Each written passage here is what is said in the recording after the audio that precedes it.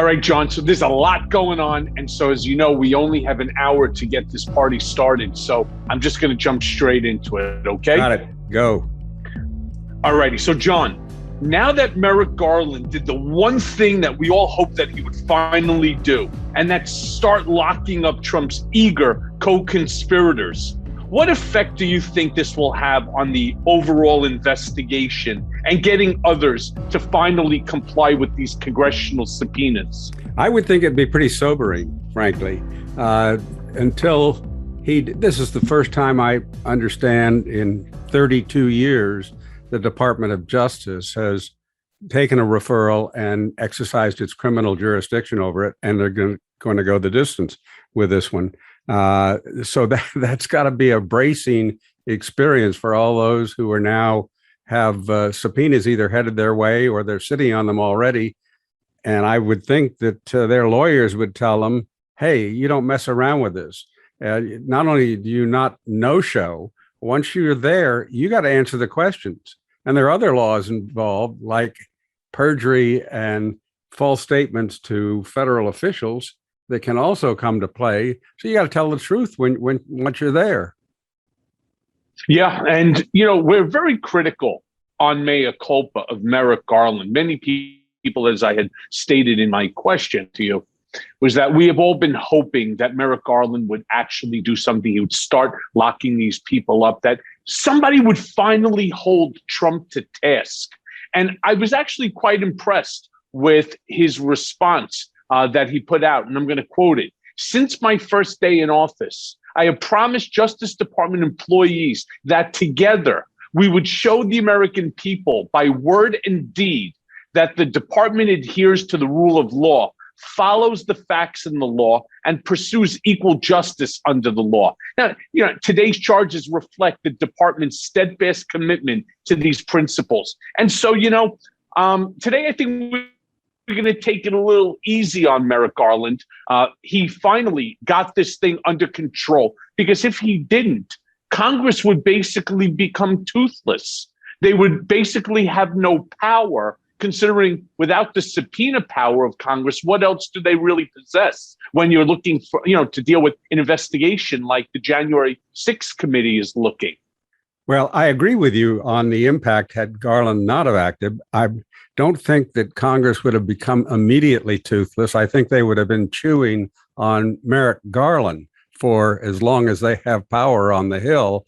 There was a very interesting exchange back on October 18th when Garland appeared before the Senate Judiciary Committee, and Sheldon Whitehouse quizzed him pretty hard on a lot of issues and focused early on January 8th and what he was doing and whether there were any restrictions on this investigation. And he got Garland to say at that time, there are no restrictions. And then White House followed up, and you're going to follow the money and use all investigative techniques available. And Garland's answer, in essence, was going to use all the techniques you're familiar with as a former United States attorney, and some you're not familiar with, Senator, since you haven't been prosecuting cases in a long time. So that was kind of encouraging to me that Garland is on track. He is not he's I think, a workhorse and not a show horse. So I think he's down there taking care of business. Today's evidence of it. Yeah. And now, what's your opinion as far as Jeffrey Clark showed up before the committee, spent about an hour there, but declined to answer any questions. Now, we know that Mark Meadows failed to appear the other day for his deposition. What do you think now happens? Of course, they're going to begin the referral process against him as well. Are they going to indict him as well? Do you think maybe now his lawyers are reaching out to the committee attorneys in order to reschedule to have him come in? Do you think he comes in and then does the same thing that Jeffrey Clark does, which is, to refuse to answer any questions, plead the fifth? Let's unpack that a little bit. First of all, Jeffrey Clark is showing up at the committee, but apparently refusing to answer any of the questions pertinent to the subject under inquiry. That just literally is the language of the statute. Showing up doesn't get you over the hurdle of criminal or potentially criminal activity. It shows an intent again to defy Congress, and that is likely a chance to stand up in a criminal prosecution as willful default, which is not showing up at all, as is what happened with Steve Bannon. So I think I think that this could go a number of ways. I think Mark Meadows has been in quote engaging with the committee until very recently. They're obviously, his lawyers are savvy enough to say, listen, let's try to avoid any criminal prosecution on this and give them enough to avoid that. It might also mean that both these guys have to go in front of that committee and take the Fifth Amendment and plead. Otherwise, they will end up being forced to testify. That's their best remedy. We haven't paid much attention to the criminality of what happened on January 6th. We know that, yes, the people who invaded the Capitol, but how about those who were behind the scenes? How about the Mark Meadows? How about the Steve Bannons? How about the Jeffrey Clarks? Michael, if this isn't a very broad-based conspiracy to obstruct Congress or to defraud the government, both of which are pretty serious criminal felonies, I don't know what they are. And so there's criminal conduct involved here. The only thing that sort of surprises me at this stage is that there isn't a grand jury that's busy digging this out down in the courthouse, and that these people aren't saying, please don't call me before Congress because I have criminal liability before a grand jury. Or either that or give me immunity here on Capitol Hill so I can tell you what I know. And that will, of course, immunize them downtown as far as the grand jury, too. Yeah, well, interestingly enough, as you're well aware, I testified about 9 times for various different congressional committees. People are generally aware of the one that was public, but don't forget that there were 8 others that were behind the skiff. And one of the people that I was really, truly impressed with from the very beginning is Representative Jamie Raskin from Maryland. And I like what he turned around and he said about Steve Bannon. He goes, the grand jury in this case was presented with overwhelming and irrefutable evidence of Steve Bannon's violation of a congressional subpoena. And then he finalized by saying the justice system of the United States is not going to tolerate these contemptuous violations of the rule of law. I mean, I don't think anybody has said it better than Jamie Raskin. He is very good. He's a former professor. He's got the gift of simplifying what for some can be complex, or stating bluntly what those who don't want to listen and understand need to appreciate. And he's done so very well. That committee has a unique composition.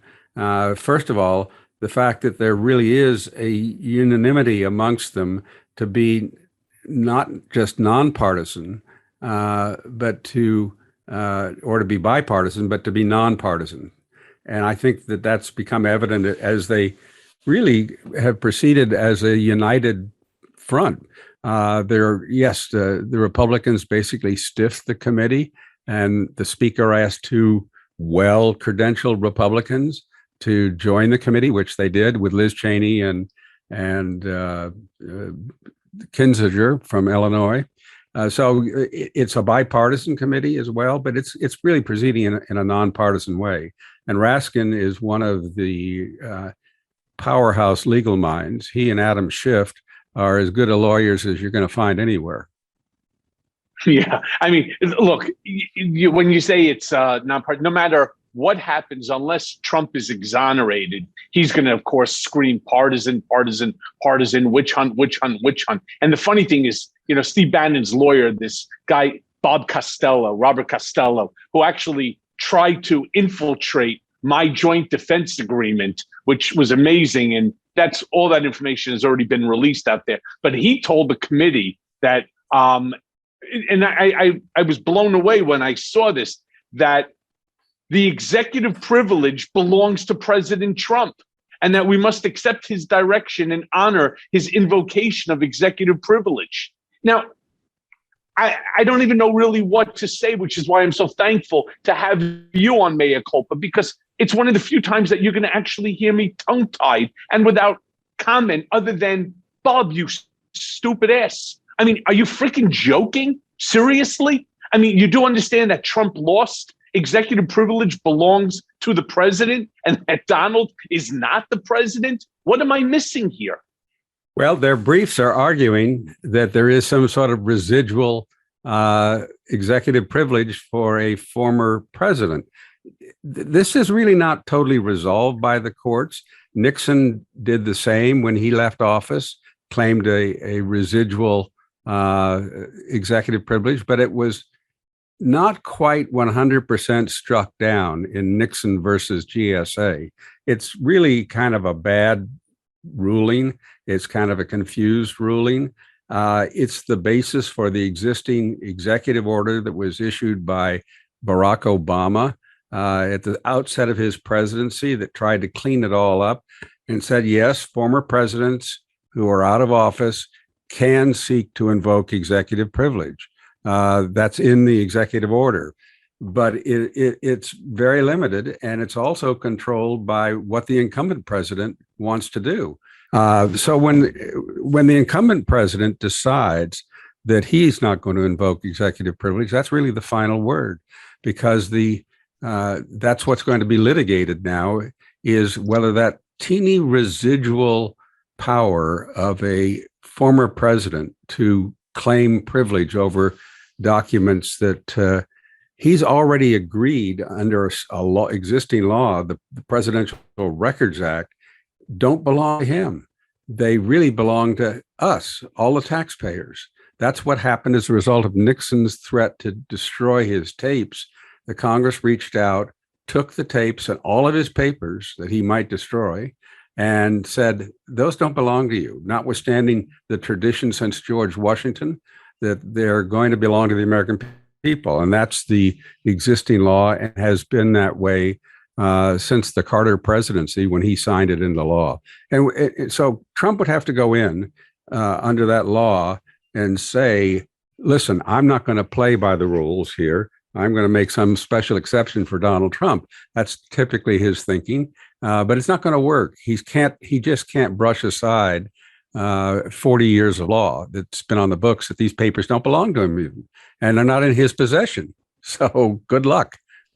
Right, except what Donald is going to do is he's going to try to drag out the clock in hopes that the House ends up turning Republican and then having enough clout still with the Republican Party to get enough Republicans to create enough tumult that it's going to end up just dragging on and on and on. And that's really his game. It's always been his game. Drag it on and hope to get a positive result out of the lawsuit. Everybody knows his modus operandi now. His MO is crystal clear. That's why the trial judge, when they sought to enjoin the National Archives from turning this material over to the January 6th committee, she acted very quickly. The Court of Appeals and the 3-judge panel that gave him a stay, an administrative stay, did the same. They set the briefing schedule for the 22nd of this month, and then oral arguments on the 30th. They might well, and I'd be surprised if they're not, are quietly deliberating, looking at the entire record from the lower court has been sent up. I checked the docket yesterday. They have all the papers in front of them. They're deciding how they're going to come down on this right now. And then they will be listening to hear if there's anything that comes up in oral argument that they don't anticipate. But given the quality of the oral argument before the trial judge, Donald's got 2 sole practitioners who've never played in this area before representing him. He doesn't have the big league Washington lawyers on this issue.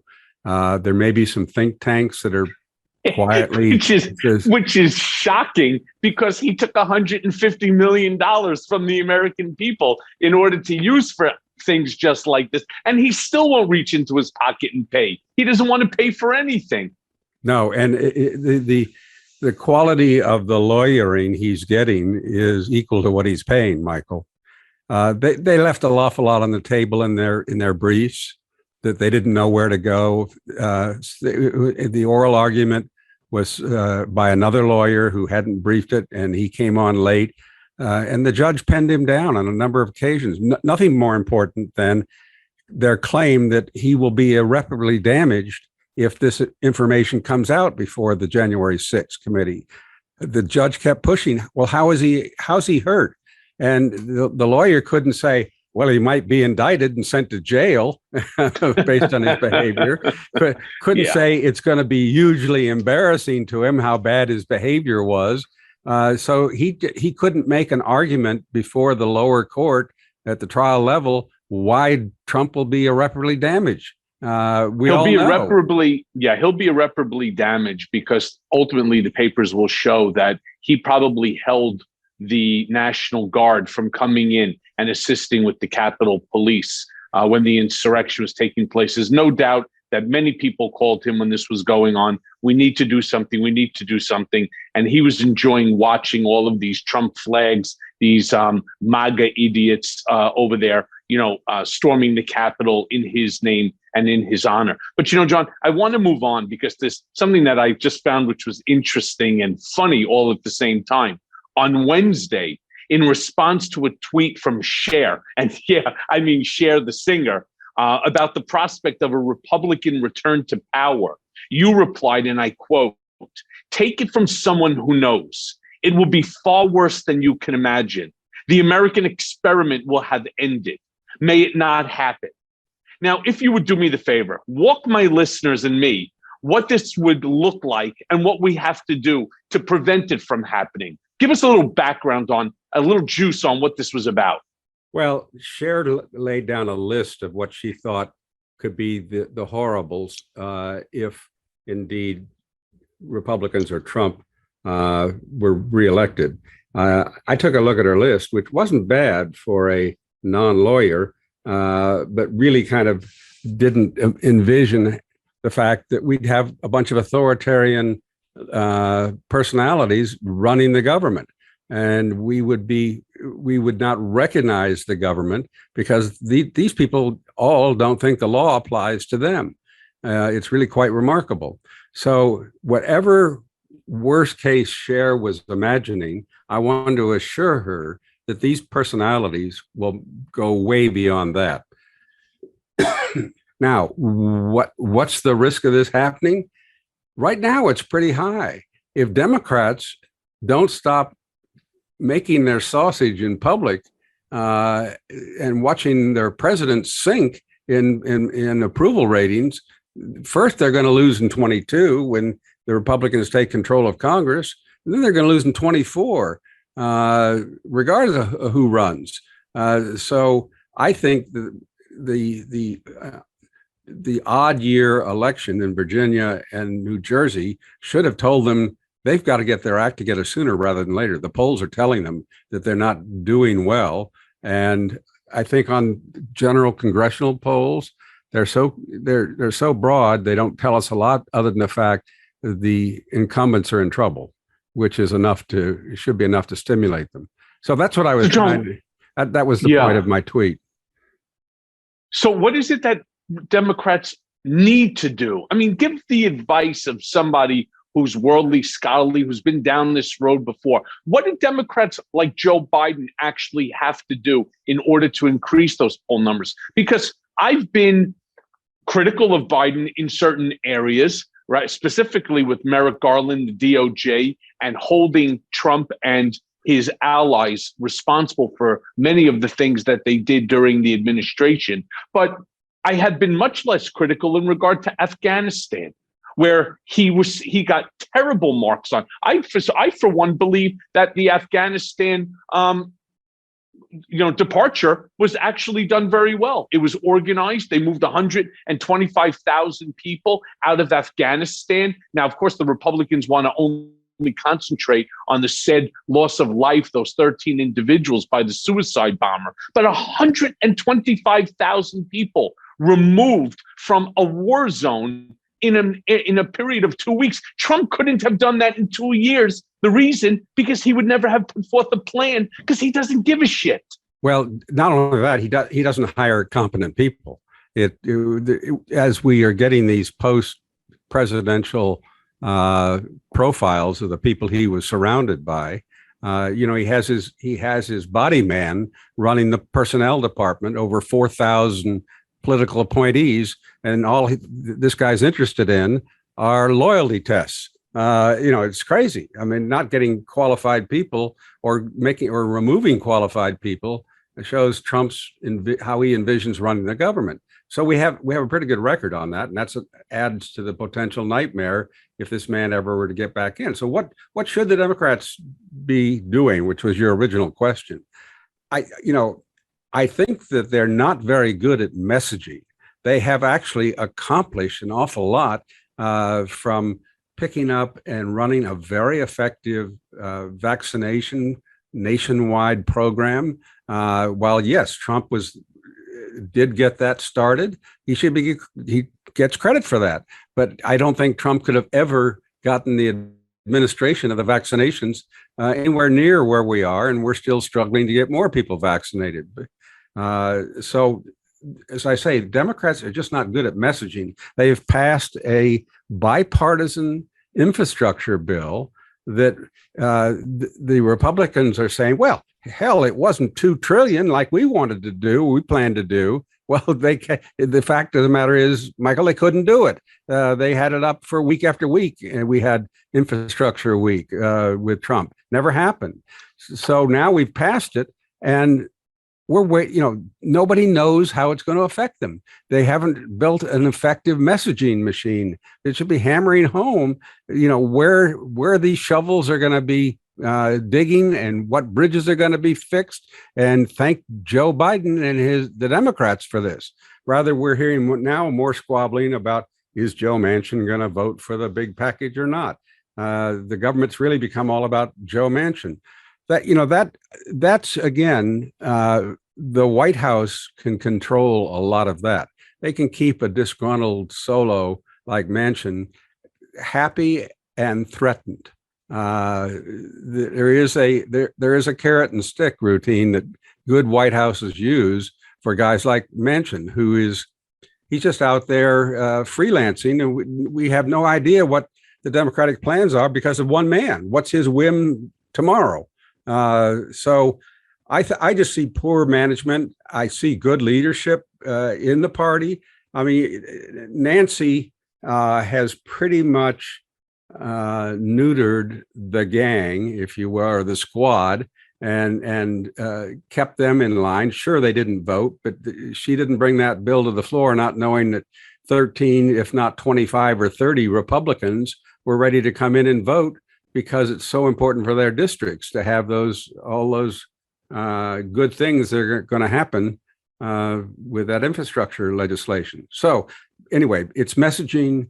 It's cut out the public squabbling, corral the people like Manchin, or they're going to lose in 22 and 24 both.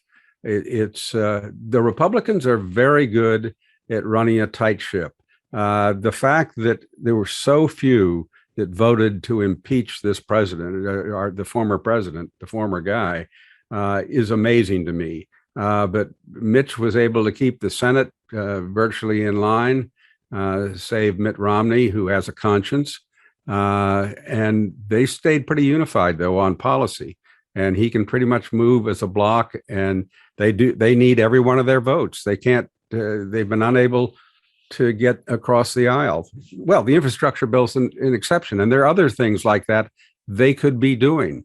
I don't know why they are so inclined towards big bills. Why not do them incrementally? If they'd have done that in a dozen bills, people say, gee whiz, look what the Biden people are doing. He's got some Republicans coming along. So anyway, there are different ways to skin it. It's easy to be an outsider and take shots at what they're doing right and wrong. But I think messaging has been miserable so far by the Democrats. Yeah, I mean, let's not forget the pandemic relief package. I mean, how many people were able to keep food on their table, to keep the electricity and the heat going in their homes, to keep their car payments going and so on, as a result of it. And trust me, I know Trump.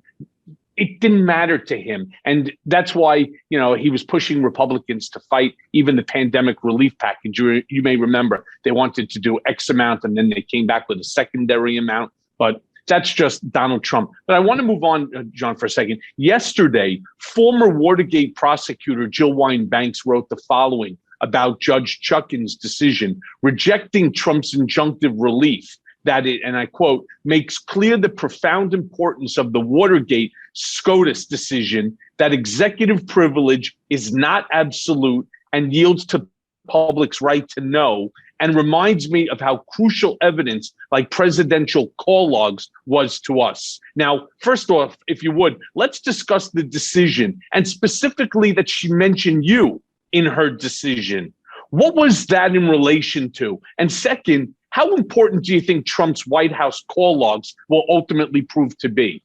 Well, the mention of me was with regard to the Senate Watergate Committee's effort to subpoena tapes and my conversations.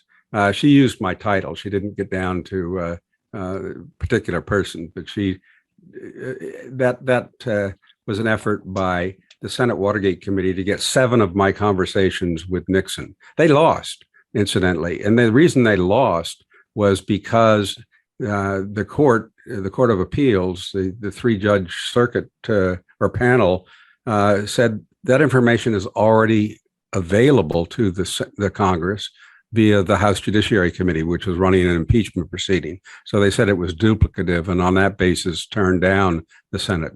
But what Jill is talking about was U.S. versus Nixon, where the court said, yes, the special prosecutor is entitled on behalf of the grand jury which was investigating Watergate, to get this information, particularly since it was a trial subpoena. Nixon's former chief of staff, Bob Haldeman, his former attorney general, John Mitchell, his former top policy advisor, had all been indicted and were awaiting trial when the court ruled on that. And they said, this is a trial subpoena, and we need the government needs these to fairly try these cases. What Jill is saying is, yes, they got the president's phone logs, which enable them to dig out other conversations. They're actually, it's called the President's Daily Diary, is what she's really referring to. They're published online. The Nixon ones are online. Most past presidencies have those online somewhere connected with that presidency. And they show the president's moves all day. From if Trump was staying in the residence until noon every day, that's what they're going to reveal. When he called somebody from there, that will reveal that too. Won't probably reveal his cell phone calls. I'm sure that's one of the reasons he wanted to keep his cell phone. But anything that went through the White House switchboard, all that's going to be chronicled. And it's a diary that is prepared daily by Secret Service people as to the location of the president, exact time he is in a location, jotted down, reported in. The White House operators do the same for all their activities. There are some secretarial people who make notes who are also picked up. And this is all collated by the National Archives, who has somebody on staff at the White House to prepare what is called the President's Daily Diary. And it's a remarkable document because it literally tracks where the president is, who he's with, and in essence, you can figure out pretty quickly what he's doing during those times. So Jill's right on, and that's obviously some of the information that is being sought by the January 6th committee. John, I can tell you what his daily log is going to look like. Up at 8 a.m., right? 9 a.m. in the residence watching Fox News, right? Newsmax, CNN, and MSNBC. 10 o'clock, right? Getting dressed. 11 o'clock, downstairs, 12 o'clock ordering lunch. When does he do his hair in there? Well, that's between the 8 to 9 a.m. And that's what you're going to find. You're going to find that he was late to get downstairs, that there would never, and everything with him was telephone calls. But also the other day, right, the appellate court paused the release of Trump's documents, right? And you laid out the upcoming dates for the submissions and the hearings that are due to come up. And then I talked about Trump potentially running out the clock by stalling this past the midterms. Now, if this goes all the way to the Supreme Court, how long do you see that taking? And do you believe that his stacking of the court with judicial conservatives will help save his ass? It could. The timetable right now is probably the earliest you can get a decision out of the 3-judge panel will be the first week of December. That's if they're already deliberating and doing rough drafts of what they want to ultimately write, which I suspect they are. So after that, there'll be an effort, whoever loses, and I think it's clear to me based on the available law, but based on the lower court's decision that said no, that Trump can't block this information from the committee. Very strong opinion, too. Very well done, particularly given the time in which she did it. Plus, she had some of the best lawyers on these subjects who filed amicus briefs that they could save the law clerks and the judge a lot of time digging out some of this lore and law, which was important to her decision. But so how long it'll take? Early December, you get a ruling from the 3-judge panel, which will be against Trump. Trump will then take it to the Supreme Court. That's the big $64,000 question. Typically, the court, there's no reason they have to take this, but are there 4 votes or 5 votes that will get it up there? I don't know. It's a real question. There's a true conservative legal scholar could have a lot of trouble taking this case on. And if they do, I'm afraid it's going to get very protracted. But what's that mean? That probably means at least until the end of the opening term of the year in next year. So June of next summer, sometime in June would be when they end that first term, would be the likely time you'd get a decision if it goes to the Supreme Court. That's not too late for this committee to make use of that information, because by that time, I think they'll have had some witnesses quietly come in and give depositions, particularly given the Bannon ruling today, that they might realize that the price has just gone up for loyalty to Donald Trump.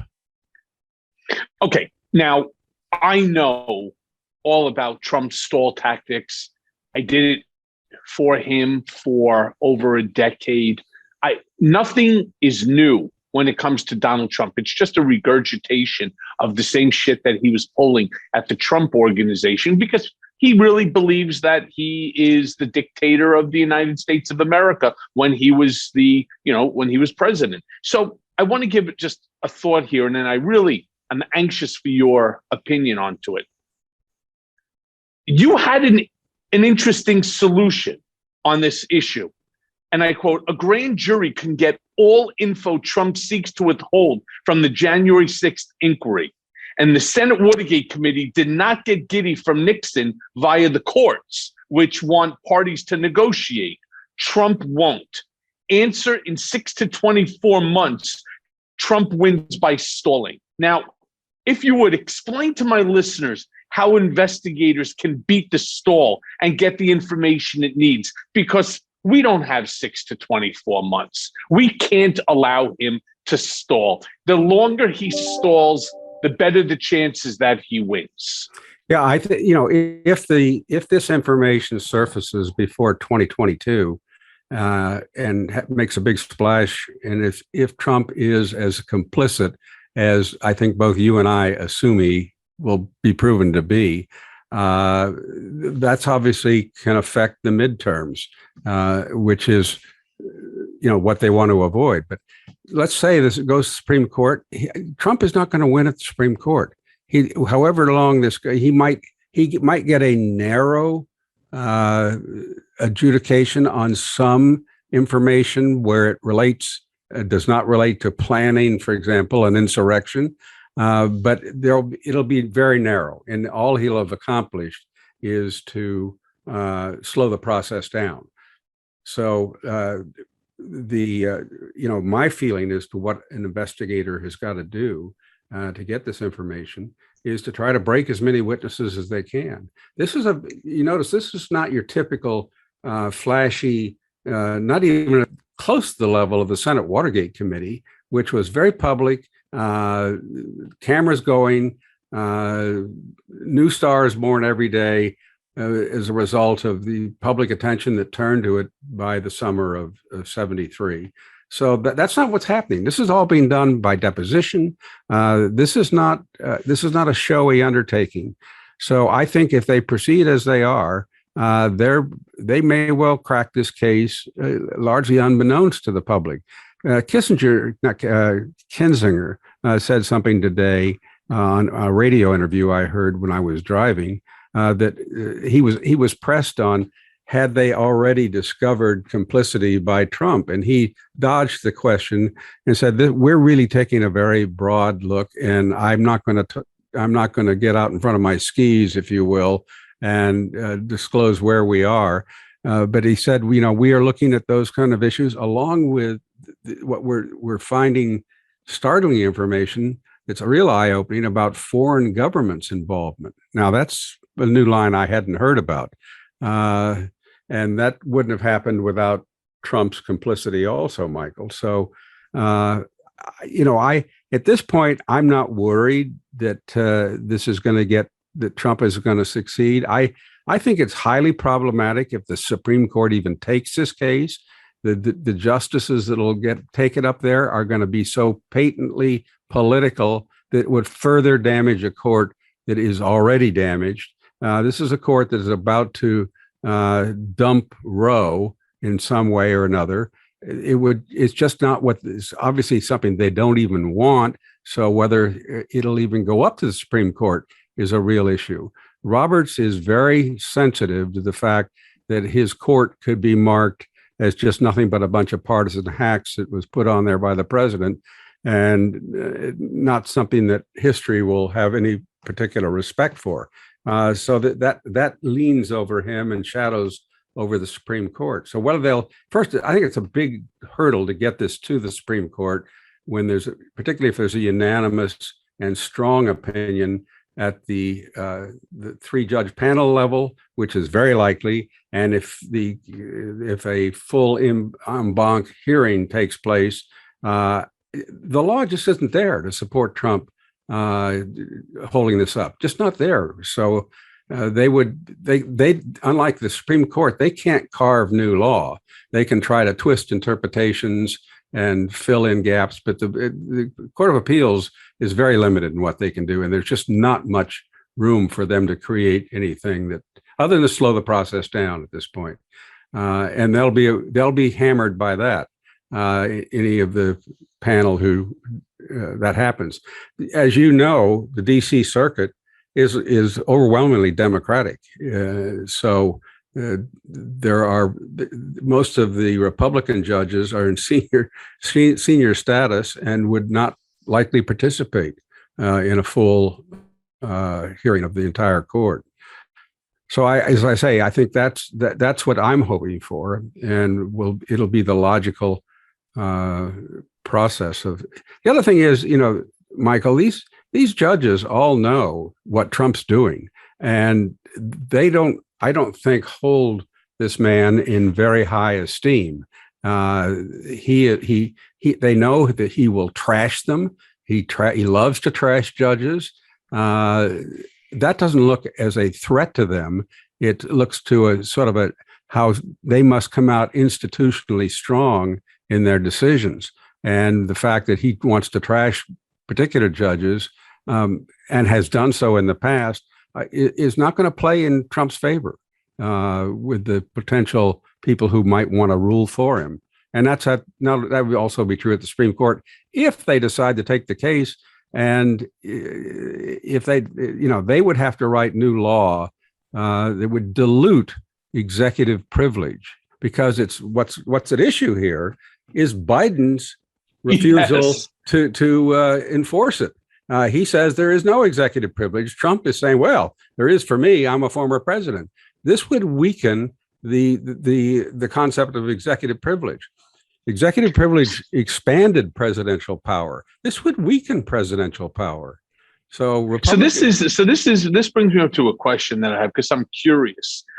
Yesterday, you highlighted something that Lawrence Tribe said on The Last Word, and you wrote, Larry Tribe explained to Lawrence O'Donnell that with Judge Chukin's powerful ruling on Trump's claim of executive privilege, a claim without merit, if Attorney General Garland does not act on the prosecution of Bannon for contempt of Congress, then Garland himself is obstructing Congress. Explain what you meant here, and why do you think that Merrick Garland hasn't acted to enforce the Bannon subpoena? What I was quoting was a jaw-dropping statement by Lawrence Tribe, who isn't given to hyperbole. Garland is one of his former students, and he was saying that if the Attorney General doesn't act, he is obstructing Congress. And I thought, my God, I don't know how long the AP will take to get that story out. So I had my Twitter right at my fingertips. So I paraphrased the statement and put it out, because it is a jaw dropper. And what's he mean? He means that there is statutory law that says if you obstruct Congress, you're misbehaving.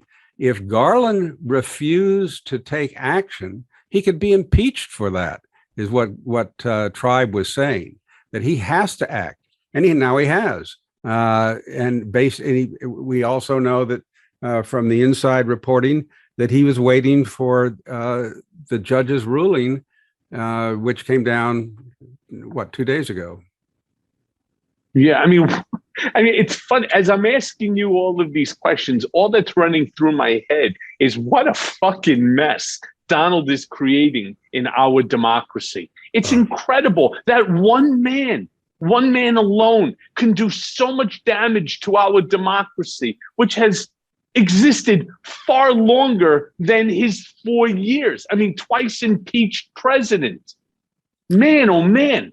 Michael, to sit there and I'm watching, and because I'm still active in the district attorney here in the AG's case, as well as, I'm familiar, of course, like everybody else, with the Georgia case, and now the DC case with the Presidential Inaugural Committee, with the theft and the stealing and the grifting and the lying and the cheating and the taxes and, all the other stuff that Trump has done. That is just apparent. It's written right there. It's on a fucking silver platter, ready for somebody just to serve on him. And yet somehow or another, through stall tactics, through legal maneuvering, through the fact that, he was the former president, the guy manages to escape. He is gifted at the cons he runs and not being held responsible for them. No question. One of the, since you're referring to my Twitter account, I retweeted something that Ann Coulter said that really surprised me that she would lay into him. She said, I understood he was a narcissist and all the other negative traits we all know about the man. What Coulter says, what I didn't understand is how stupid he is. And that has been one of the shocks for me also. This is just not a smart man. And Michael, I think he's at the end of the rope. I think he's hanging on by threads at this point, and it could well get him this time. Well, I don't know. Like I said, I'm seeing slowdowns. I don't understand. Just with the district attorney in the AG's office, I've said to, well, Garland cannot wade in and be of course not seen totally as a prosecutor. The presidency, and this plays both ways. What you don't want to have happen is where a former president is attacked by an incumbent president, then you start the tit for tat route that will truly destroy democracy if we start using criminal process after a president leaves. What I think that Garland is doing is letting this thing bubble up. The thing I'm referring to is January 6th and the insurrection, bubble up from the bottom and become so apparent as the evidence surfaces that Trump's guilt and complicity will become self-evident. And what people are really going to be voting on then is this man so anti-democratic, the small d, that you could risk having him be president again? And I think hopefully that's what we will learn from the January 8th committee. That's why I'm sure Trump doesn't want this stuff out. He's been told it is not going to play well. And it won't. Yeah, I agree with you. I think the January 6th committee has a lot on their plate, very much no different, I hate to say it, as our Attorney General Tish James and our District Attorney here, Cy Vance. They have a massive role to play in the prevention of this man becoming our supreme leader, because that's all he cares about. He doesn't want to be president because he wants to do good for America. He wants to be president to line his pockets. That's all that this is about. Stay out of jail, too. And stay out of prison. When he sees Jeff Bezos and Elon Musk, he's sitting there and he's like, I should own 25% of each and every one of their companies. No different than Putin does in Russia. He feels that he is the supreme leader. It's just a narcissistic sociopathy that nobody can explain. But I want to ask you this, John. If you had to rank those most likely to face a sedition charge, and what we're going to do right now is we're going to make something called an MSP trophy, the most seditious politician. Who would you make your top three and why? Because my top three would, of course, be John Eastman, Jeffrey Clark, and Rudy Giuliani. Well, and if Rudy Giuliani, being that he's not a current politician, I'll just substitute him in for Josh Hawley. I will put one in front of your list that I think tops your list, and that's Steve Bannon, who's publicly announced he wants to destroy the administrative state.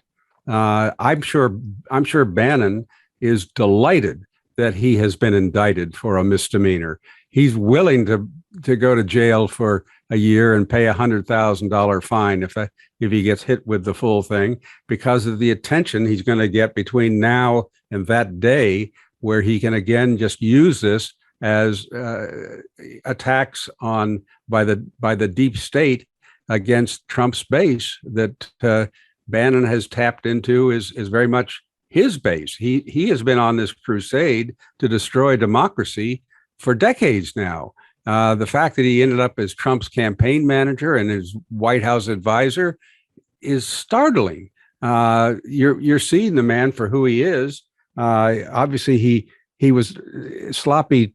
Steve was too much with multiple shirts for Donald Trump, who's a little bit more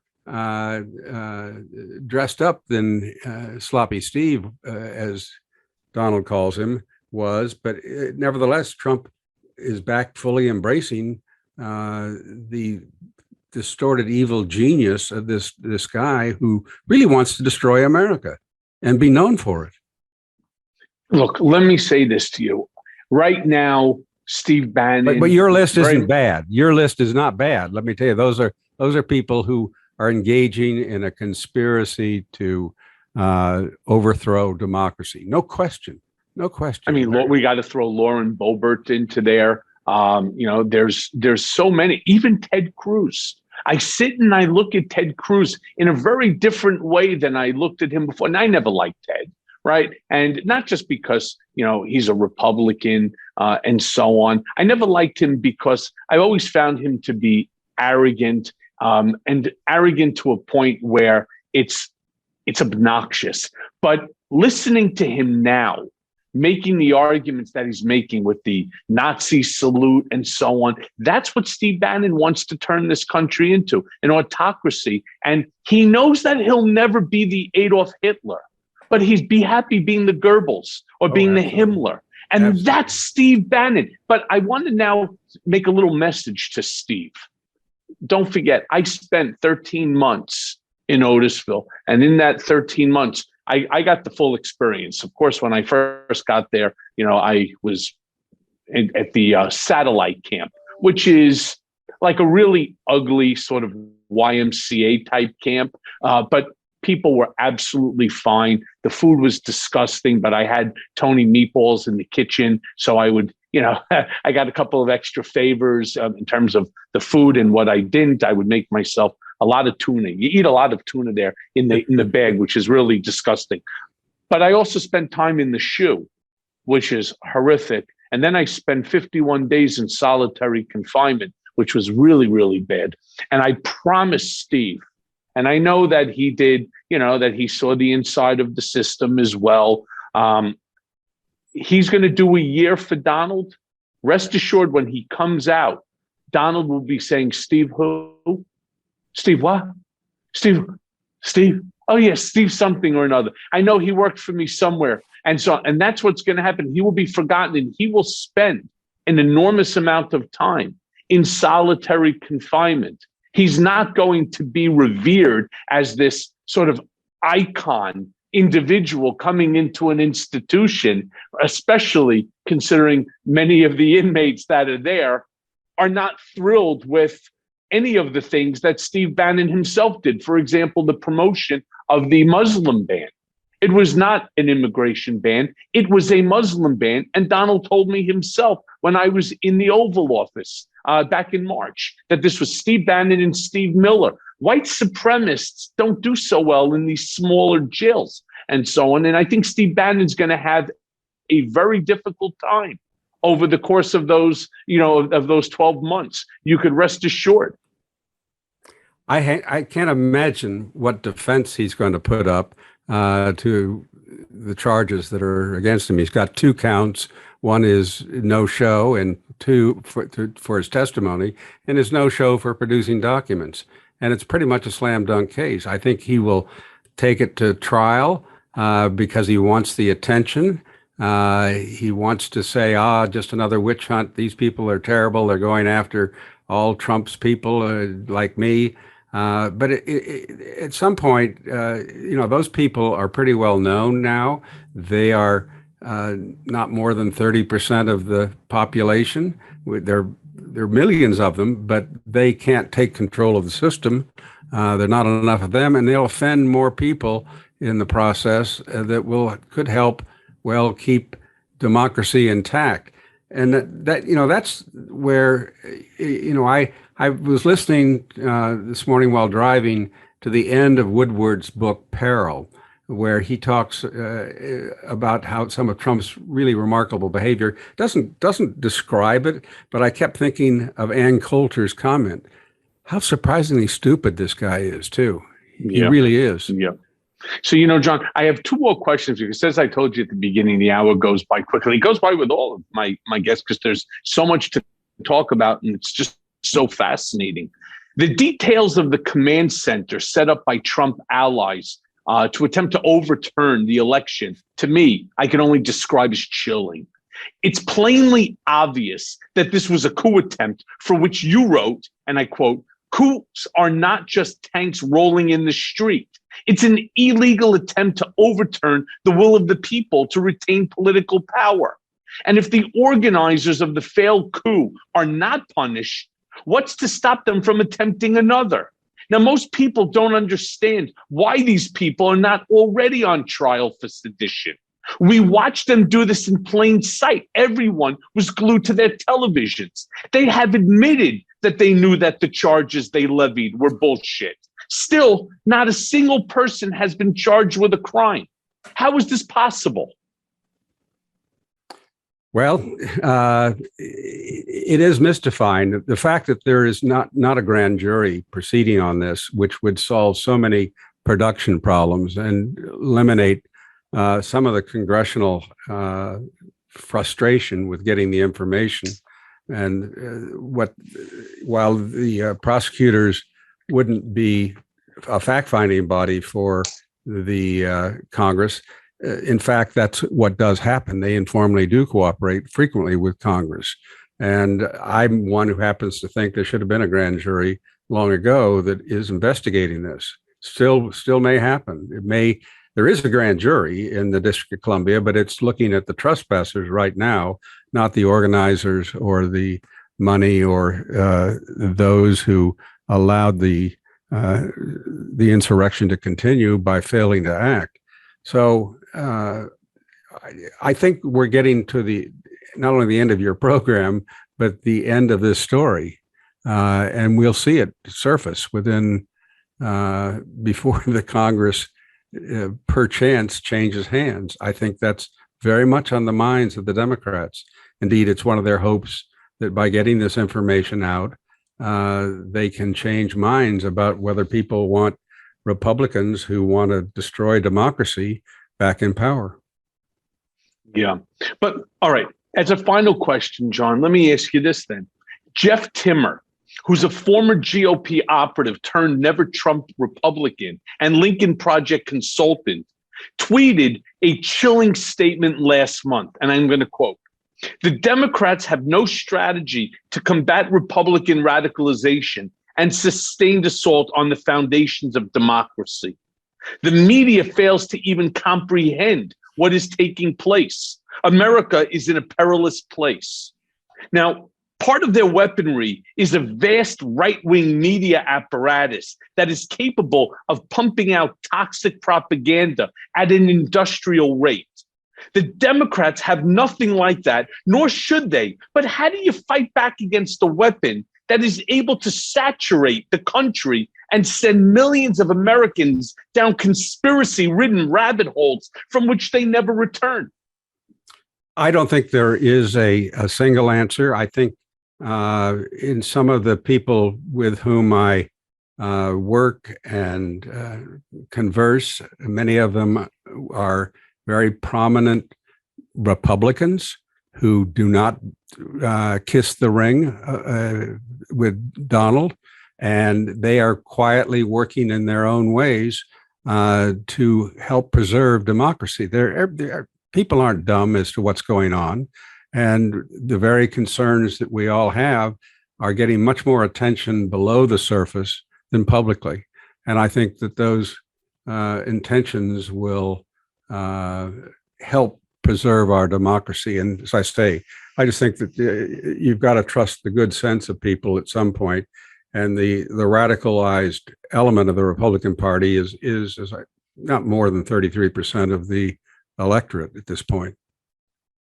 Yeah, but it's not about that, because there are even Democrats right now that are so inundated with this misinformation, disinformation propaganda that their mind becomes mush to certain issues. For example, like what we were talking about earlier, Afghanistan.